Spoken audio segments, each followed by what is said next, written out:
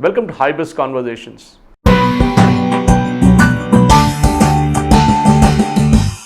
My name is Suresh Kochatil. Animation, VFX, gaming, these are all big time businesses today.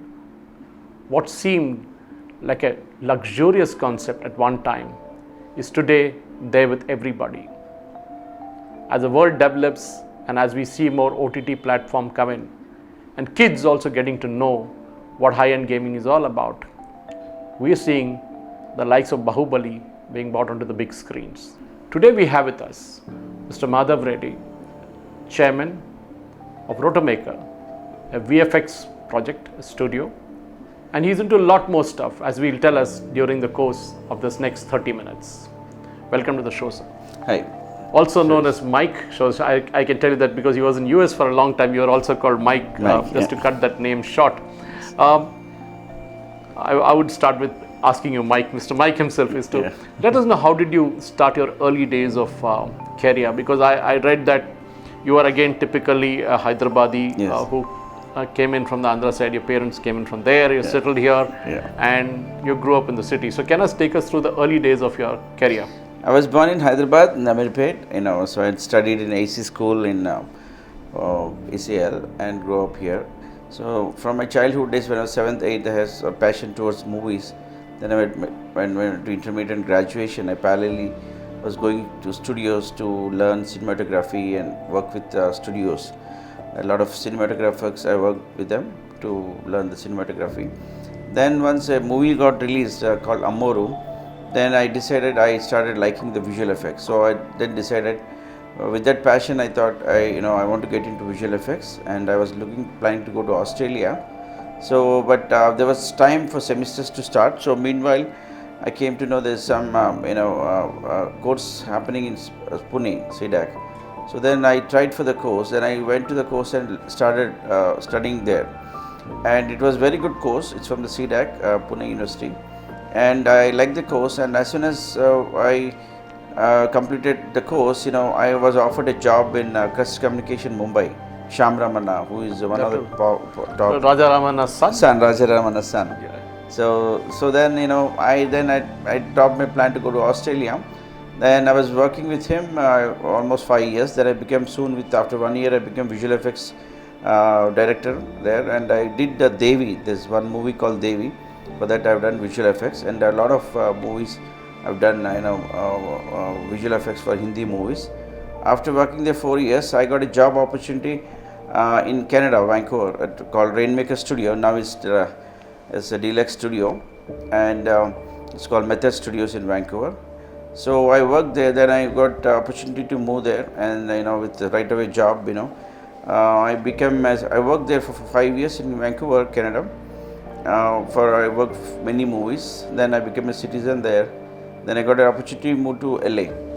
So LA moved to LA, worked with studios like Company 3, Accent Media, Technicolor, Sony, and also Warner Brother, and all the studios I was working and associated. I did a lot of projects. So actually, when you're doing all these projects, when you first started working with Shyam Ramana, that would have been a typical advertising setup, isn't it? Yeah. I remember that was the time, and I think he worked on that cheetah campaign, that cheetah morphing into a bike. Yeah. I don't remember which brand Yes, it was, cheetah. but cheetah morphing into bike. But a bike. When you looked at those days, early days in India, India would not have been that far ahead in terms of animation. And when you went to Canada and later on US, and when you started working with a big names like Sony and all that, you would have been exposed to a lot of new technology, which were not available in India those days. So how different was it working on those technologies?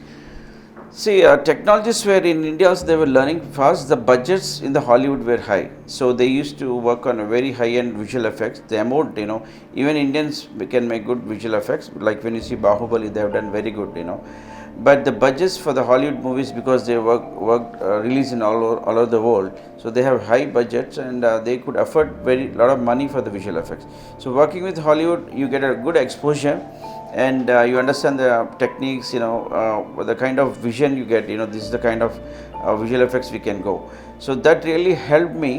When I came back to India, that really helped me, Then when I worked on the big shows, then it was easy for me to work. That's why when I was working there, I started my own studio in Hyderabad.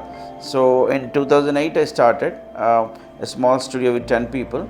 I was coming and doing back and forth every 3 months to LA and India. So I trained the people, initially artists. I trained them and getting some works from there. I was doing this when I was working in parallelly in other companies, technical. I was doing a side business, like my wife was handling that, and we were getting some projects. Once it became busy, then left the job and totally focused on my own company, Rotomaker. First I used to have a company called Visual Effects Hollywood, and then Rotomaker. Then we grew up the company. Then I was giving work to some companies in Chennai, and that's called Pixion Chennai. Then again, they were in a problem. Then we have to then start our own setup in Chennai. That's how we have grown up. It was good because that time, then I decided in 2014, I decided, we had around 150, 200 people at that time. So then I decided I need to come back and move. Then I moved to India and expanded in a huge way. So this culture shock that you would call it, of working in an American atmosphere, where the budgets are high, as you rightly said.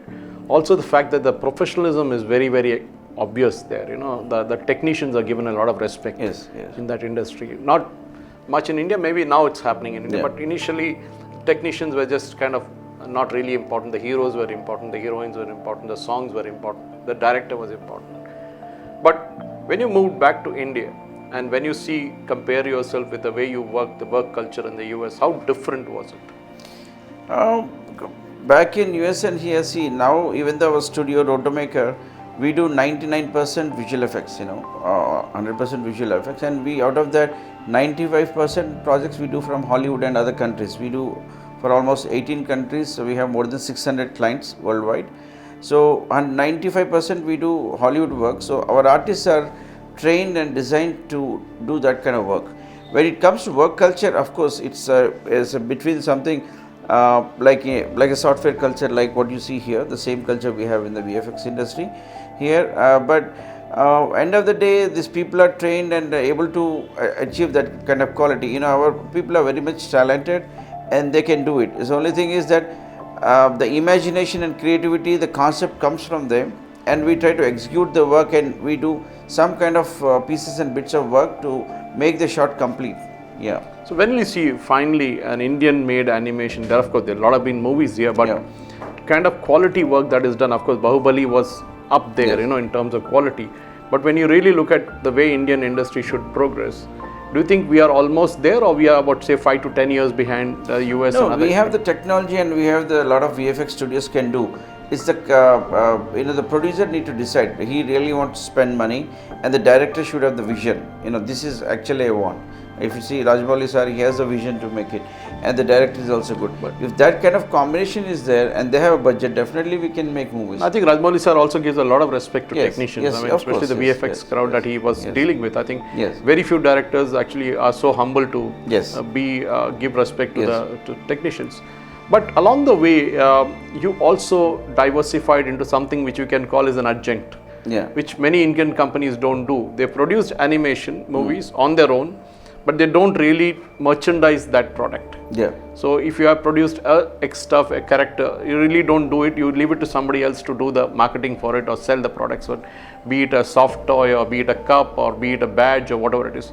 How did you get into that? What made you go into this kind of merchandising? See, here we're talking about three areas. See, animation is something where you create animation and you try to sell your content to many people. VFX is something you do services for the high-end visual effects companies, and gaming is something where you do gaming program and to the companies, or you can also do your content. So when you do especially animation, you should not only have a good subject, you should know how to market the product, or else it's good. There are a lot of people who have done animation movies, but they were a failure because they're not able to market the movie. It's just same like you make a movie, you don't know how to release it. The same situation. So the same thing here also. So, but the story you pick should be very good. Whatever story and the subject you pick, characters is very important with the animation. So I went to merchandising. That's totally different industry. My main passion is when I after coming to India, like last 4-5 years, my passion has changed. Even though my focus core business is visual effects, but now I'm doing more multitasking. Like I want to create more employment. Before I used to be happy and passion when I worked on nice visual effects movies. But as the age goes, as your maturity level grows, your dreams change. So now I made focus to make more on creating employment. So I try to pick businesses where I can create employment and where I can some families can give livelihood. So I started moving to getting merchandise because I wanted to bring my own brand. So I want to try something different. So we started a company called Smiley Kiddos. It's basically kids stationery brand. It's my daughter's idea. So I want to do something for my daughter's idea and take it and develop into business. So we have started this last almost 4 years back. Now we are supplying more than 400 stores in India like Crosswords, Hamleys and many stores all over India. We are also selling 100 stores in Dubai and Middle East, like top malls. Every mall in Dubai, our product is there. And we also sell in US Walmart and many stores in US and Canada. So in 3 years, we call it a brand. We took a very nice designer wear pencil cases like Smiley Kiddos. And see, this is a premium market. Now it's become like you are a shirt. I have a Nike. I have suppose Tommy Hilfiger shirt. The people who buy Tommy Hilfiger are premium brand people. So we have designed some products for kids stationery which is not existing in the market. So that category is doing very good. So actually, that's where the problem comes in. Now that you have this tension with China that's going on, our country is not known to mass produce these kind of stuff. Most of the Indian merchandisers depend on everything on China as a country to produce. Yeah. And now there's a backlash against China saying you boycott China or you start manufacturing those products in China. It can be anything from a small, serial light bulbs to the high-end CNC machines. Yeah. Everything is there. So in this atmosphere where you're seeing right now, you must also be sourcing a major part of your merchandise from China. Yeah. Do you plan to shift a part of the production or at least shift a major part of the production to India or any other country? Actually, I was sourcing initially when I started because when I started brand, I wanted to try it. First, I don't want to put a manufacturing unit. I want to get it sourced from China and build my brand. So 1.5 years I built my brand. I got very good confidence. Then already I decided and started my manufacturing unit a year back in India. Now we already have a manufacturing unit. I think we don't need to import anywhere. 99% I am doing manufacturing in Hyderabad, and we are able to get all the raw material from Surat within India. I think there's really no need to import anything. If you really start looking at, you get everything here, sourcing. So because I did marketing first, so now I have 600 stores to sell. So for that kind of capacity, my manufacturing unit can support. And I'm also this year planning to expand for other brands. So any other brand who want to do OEM. OEM means on that brand name, any of the material we can do the bags or any kind of stationery on their brand name and give it to them, like China is doing. China does more of OEM. You take any product and you want those kind of products, they can make the same, they can create whatever product we want on our brand name. The same thing we are starting. So we are looking for a lot of international companies. Already we are talking to one company in US. They want to do the backpacks on their brand name with high-end quality, and they saw quality, and we are planning to do a JV for 1,000 people manufacturing unit in Hyderabad. That's really which we create 1,000 employees where all the bags are stitched, and they will be taking 1 lakh per month on their brand name. So that's a 5-year contract. So we are looking more kind of these opportunities. Definitely these opportunities are there, especially with today's market. If there's a big scope, you need to go and find a way. The government doesn't help you to go and find the buyers. We need to take the initiative to go and buy it's to any industry. So you need to go and find the industry, get kind of buyers. You should market yourself, travel abroad to make connections, and you can definitely. I think you have markets across the world, isn't it? You have it in Dubai, you have it in other countries. We have in Dubai. And now, when you look at the markets in Dubai, it's a different kind of market altogether. Yeah. The buying pattern is different. Yes. The buying culture is different. Yes. And in India, it's mainly to do with the cost and not much of quality. Yeah. But things are changing definitely here also. So when you look at merchandising as a subject by itself, by now you are a good expert in that field. Do you think in the coming days, especially merchandising the products from the animation industry Yeah. is a big thing because there's an emotional connect. Yeah. So Chota Beam has a connect with the market, and Yeah. definitely that product will immediately click. But India is a country that is known for counterfeits. Yeah. We make the best of the product, but none of them are actually licensed. How are you struggling with that kind of issue? Because your product also must have got, counterfeited a number of times, whatever you created. But do you ever feel that Indian IP laws are a little bit not that strict? No, they're getting strict. Basically, we as a brand, we tied up with Disney, Okay. and we are doing a lot of products for Disney, and we pay royalty for doing it. And definitely, they're strict on that. And the market, when you say market, definitely India has a great potential. Even before 4 years back, I didn't expect, Indian market will buy, I'm doing a premium product, will they buy? But it was surprising, it's doing very good business in India. Because if you look at like 20 years back, 10, 15 years back, not many people, used to make normal shirts or whatever dress design. Now see, a lot of people want a branded shirt, branded car. So they're used to that. So there is a premium people, and there's a above middle class. They want to go with the brand. They want to spend money. They want to have quality product. They want to have a decent product. So people are there, and definitely I think anybody who's trying that kind of brand, definitely there's a big potential for the Indian market. So when I bring you back to the field of animation, VFX and other things that you're doing, especially the VFX part of Yeah. it, I asked you this question earlier also as to in terms of how would the Indian industry mature with it. Forget the Bollywood part of it, even the South Indian movies you can talk about are also getting into VFX things. Yes. They want to reduce cost, for example, and that's a big advantage. You Yes. don't need a huge number of 10,000 people on the set when you can actually do a VFX part of it. So how do you think the trained manpower is going to come? Because I know you also run the Yeah. Arena Institutes where you train people on this, Yes. because you can always have an exotic concept, but if you don't train the people, if you don't have the number of people, there is bound to be a shortage sooner or later. Yeah. So how are you tackling the manpower issue in terms of training people? Training is one of the key element, because we have 10 training centers. I have almost 7 Rotomaker academies in Andhra and Telangana, and I also have 2 franchises of Arena in Maidipatnam and Amirpet, one Max Center in Dilshu Nagar. The reason I have these training centers, 10 training centers, is to every year I train the people and give them the jobs in my own company. That way I'm able to expand the people in the company. I'm not worried because there's so much opportunities for the animation, VFX, gaming, because so many international companies have come to India and they're hiring people. So these people are getting trained, and there's a lot of opportunities in this industry. Did you see any slowdown happening in the last 2.5 months since we went into the lockdown? Not just in India, across the world. I'm sure that it would have impacted. At the same time, it would also gain because a lot of people were at home, so there would have been more gaming.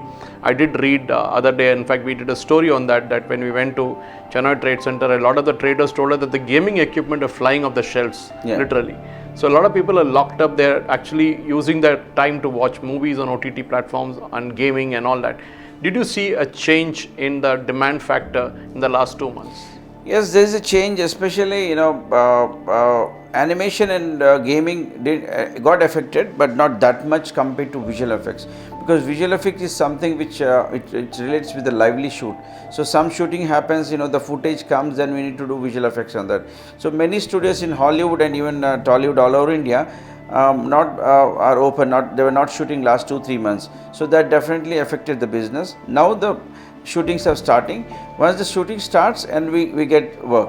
And this is little drawback with the visual effects, because of the shootings were closed. So now I think it's going to be better. So, and there's good future because our clients in US have already promised, don't worry, last 2 months, 3 months, whatever you didn't get work. Entertainment is something definitely you need. And we need so much content. So we are getting so many shows, you will be double the busy next 6 months to 1 year. So whatever money you lost last 2-3 months, you will make more money in coming months. They have so many projects. Yeah. Usually people, when they go abroad, they don't come back. Yeah. There are very few people who love to come back to India and start their own ventures and run it. You were a Canadian citizen at one time, and then you were in the US, and you're now back in India. Yeah. So are you really happy with your decision to come back? and create employment here, create jobs here, bring in more technology here? Are you looking back? Are you really happy now? Yes, definitely. That's why I'm very happy because I'm creating more jobs. I'm doing what I'm doing. Even I took that. I learned the business. Even though I'm passionate with the movies, I learned the business. In the COVID time, also, I was not able. I generally work 15, 16 hours a day. I'm very workaholic. Even COVID time, I was not getting. I was getting very bored. And I was getting mad, after 1 week. So I couldn't decide. So then I started doing mass business with my stay. I have a manufacturing unit in Maulali.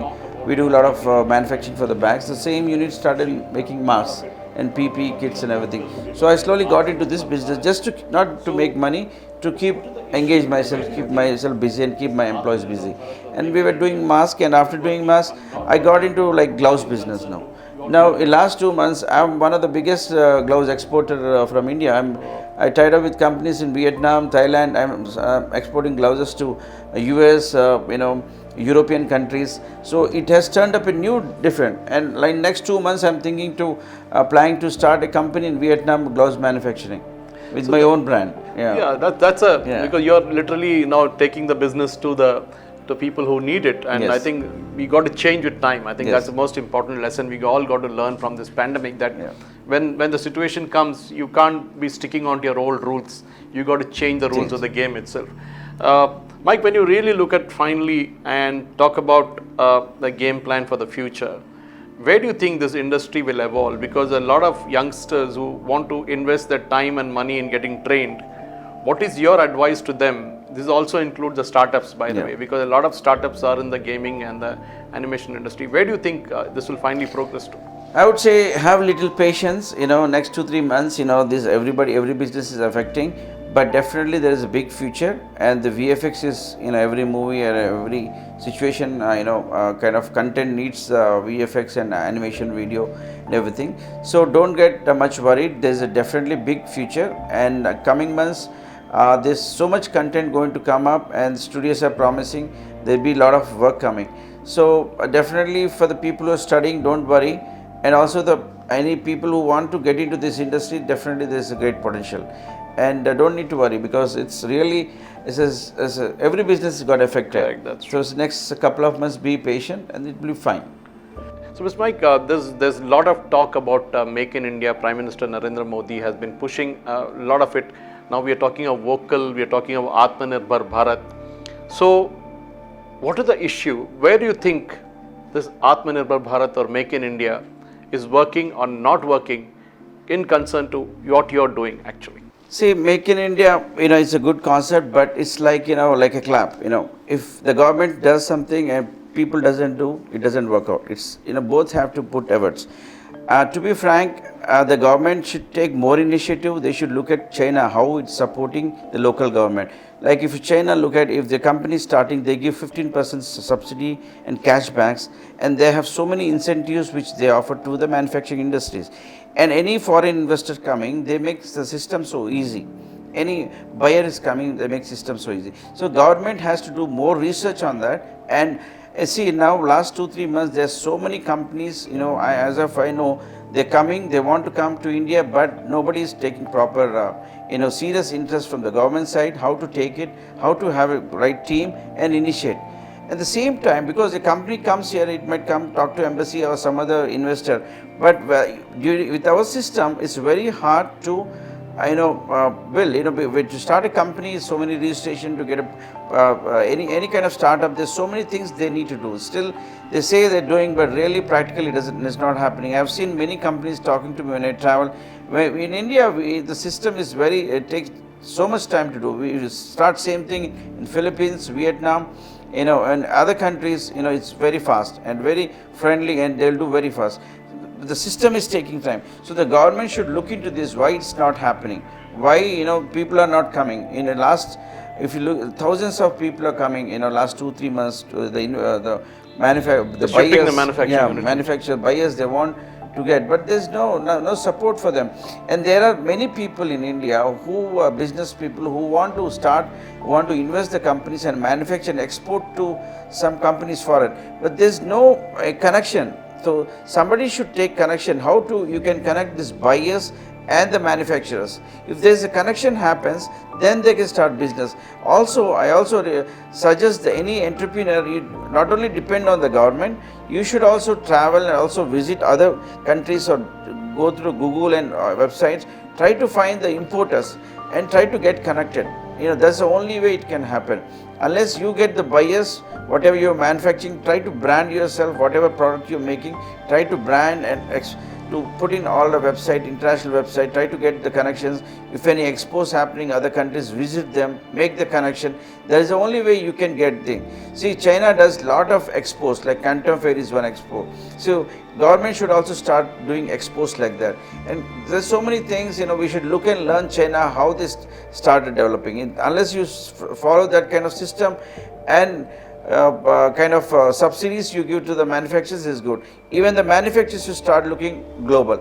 They should maintain the quality product. When they maintain quality product and they start looking at a big market in the world, this really they will do make.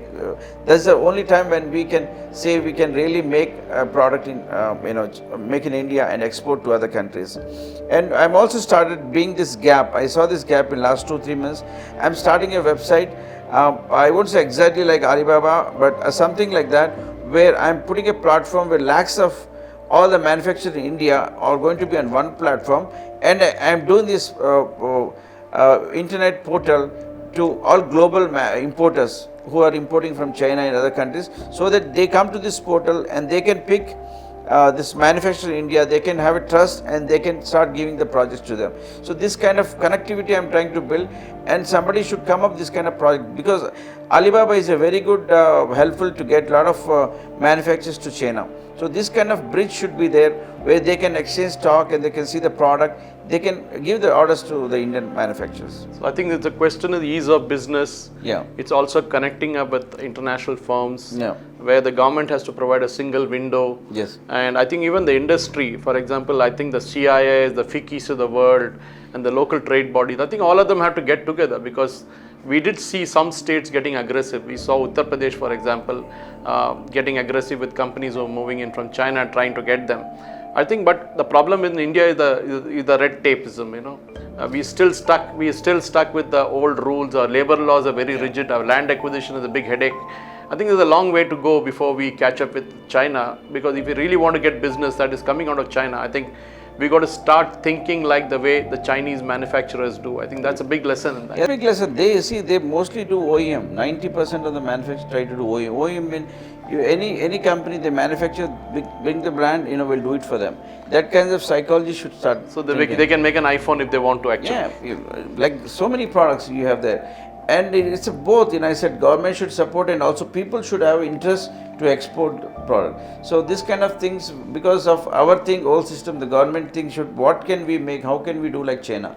So that is the way they should think. I think the MSME units in Telangana, I've been speaking to a lot of them actually, and they are now coming together. They've got a very active association now, which was not there about 6 months or a year back. They've realized that to survive this particular downturn due to the pandemic, they need to do this.